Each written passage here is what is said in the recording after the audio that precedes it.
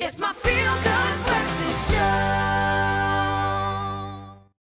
Zoe, this World Cup has thrown up some surprises, and of course it has made history in the fact that Japan have beaten the Springboks. We might as well all accept the fact 34-32 in their opening encounter this weekend in Brighton. To unpack what is a very difficult, a very emotionally loaded weekend of sport, we've got Sigqibo Shoba joining us. Thank you so much for being brave enough to broach this with us, my brother.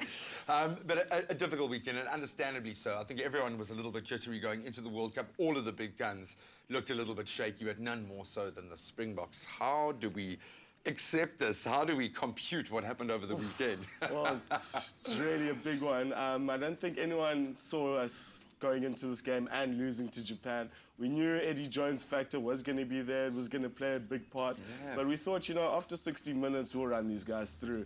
But Eddie Jones kept them in the game. They kept on scoring points every time we conceded as well. We just kept on conceding. They kept on scoring points. So their confidence grew, and we became a bit more frustrated as time ran. And yeah, we just didn't see that. Yeah, man, we didn't see that tenacity, that line-breaking physicality. And there you see JP, obviously putting in a pretty good tackle. But I think that's what lacked in general, was that level of phicality. No one willing to break the line, no one willing to go out there and be hungry enough. But yeah, very a lot sad of people weekend. didn't expect it. And in terms of the older players, how do you think their performance levels were? I'm talking about Jean de Villiers and some of the other senior players. Well, fitness and just keenness for this game was something that we can question. I think Jean wasn't too ready for this one.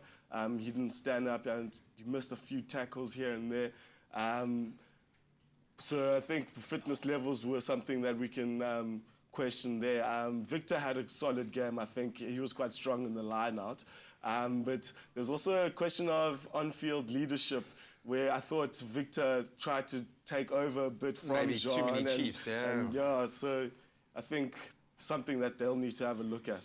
So where to from here? Obviously, we look at maybe the opportunity to make some substitutions that he didn't do, maybe something that New Zealand did do really well. Look at the impact that Sonny Bill had against Argentina yesterday. He made that snap decision. Now, who do we bring in? Who do we take out? Looking forward to the next game.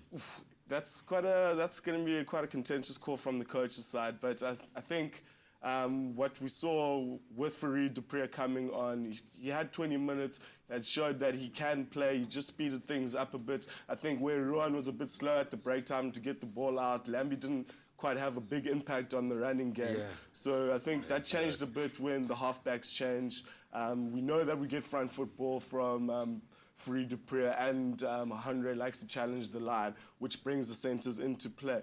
So I think there'll be quite a couple of people who want Damien to come back into the 12 role as well.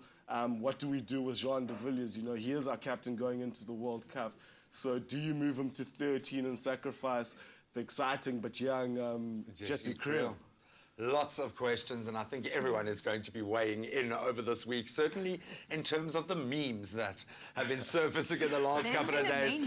That's how we process our grief. But thank you so much, thanks for joining us, man. Cool, man. Always awesome to plug into our rugby brain. If you're struggling to get over the loss this morning, maybe you need to laugh at it and take a turn at our social media, and it is buzzing on a Monday morning.